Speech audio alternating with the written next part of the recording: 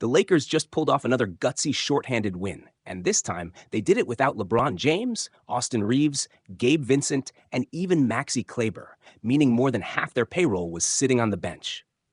Yet somehow, they still found a way to come out on top. And yeah, Luka Doncic didn't have one of his most efficient nights, but even an off night, Luka is still a problem for defenses. Still, the real story wasn't Luka. It was the Lakers supporting cast, the guys who've completely changed this team's energy and identity. No matter who's missing, whether it's Luka, LeBron, or Reeves, this group keeps competing and keeps winning. The reason? Their new trio, DeAndre Ayton, Marcus Smart, and Jake LaRavia. 3 fresh faces who've stepped in and instantly made an impact. It's rare to see that kind of chemistry right away, but these guys didn't need any adjustment period. They've clicked from day one, offensively, defensively, on the glass, and most importantly, in the locker room.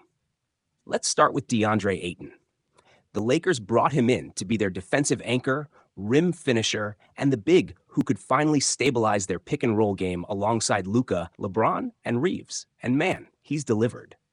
Ayton is averaging 17.5 points, the 3rd highest mark of his career, while shooting an insane 65.7% from the field, a career high.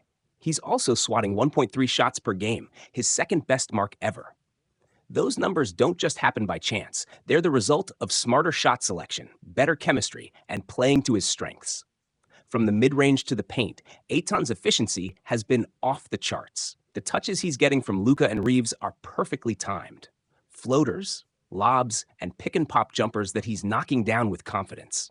Even when the stars sit, his production doesn't dip. His footwork, his patience, and his feel around the rim have all taken a leap. Now, some fans have pointed to his 8.4 rebounds per game as a little underwhelming, but that stat's misleading. He's sharing the floor with strong rebounders like Luka, Reeves, and Jared Vanderbilt, guys who naturally eat into those numbers. Ayton's doing the dirty work that doesn't always show up on the box score, boxing out opposing bigs, clearing space so teammates can grab the board, and keeping possessions alive. On the offensive glass, he's still elite, 3 offensive rebounds per game, right on par with his career average. That's where his real value shows.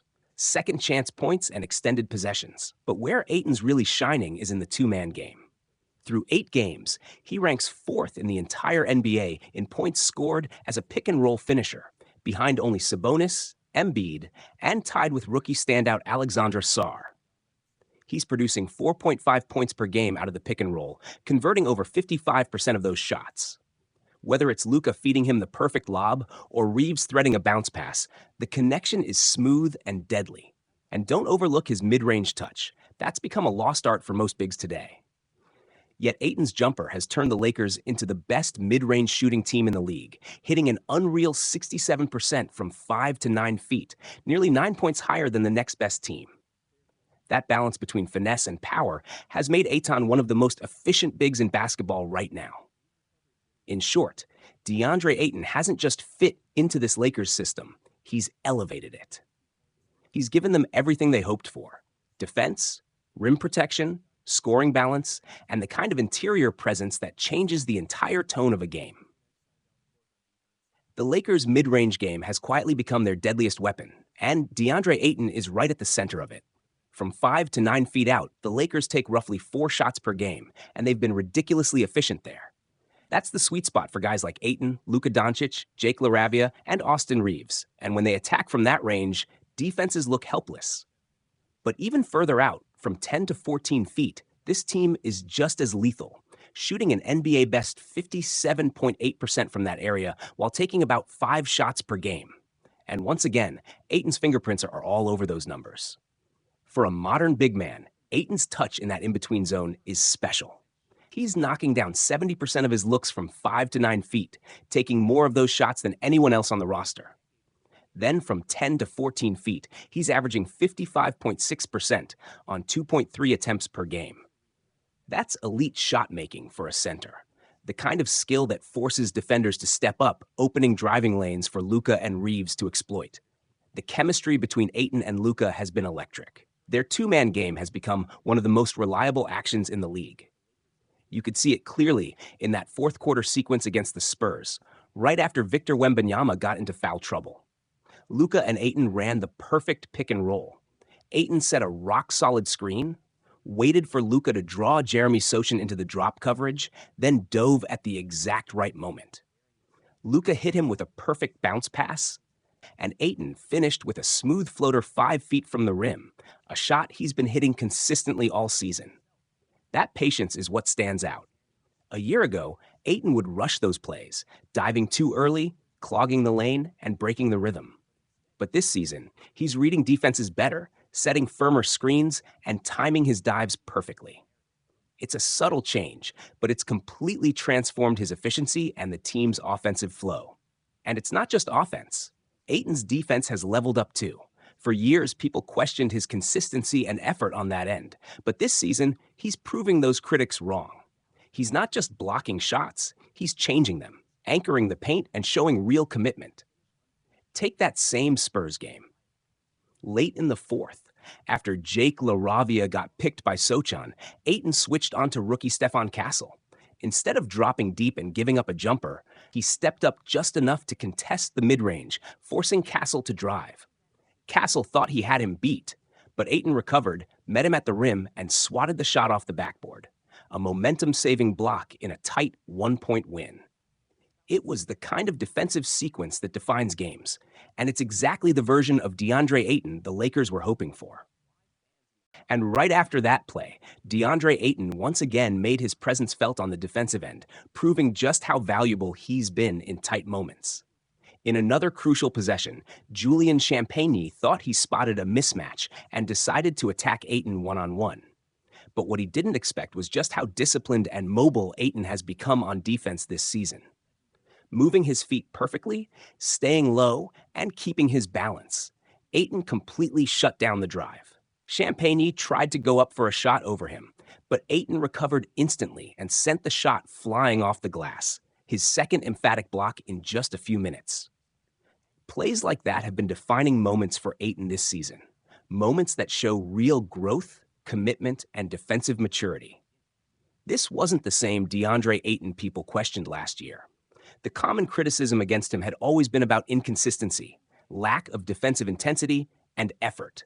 But this version of Ayton, he's focused, he's engaged, and he's playing like a veteran who's finally found his purpose.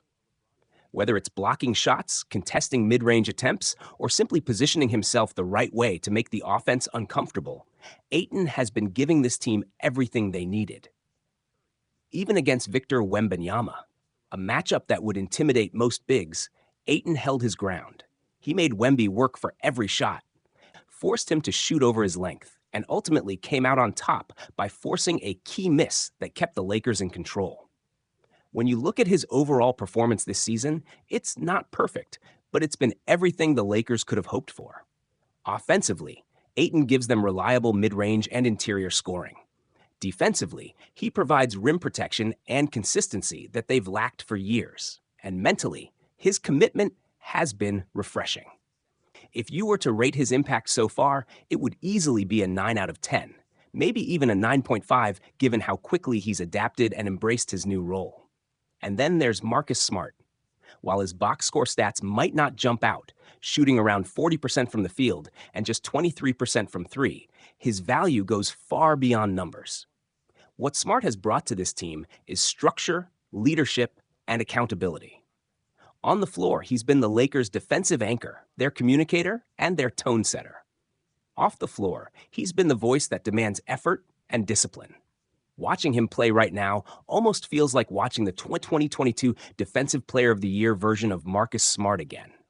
He's aggressive, vocal, and engaged on every possession. The Lakers' defense this year looks completely different, and Smart deserves much of that credit. For years, the Lakers ranked near the bottom in opponent fast break points, struggling to get back on defense and giving away easy buckets.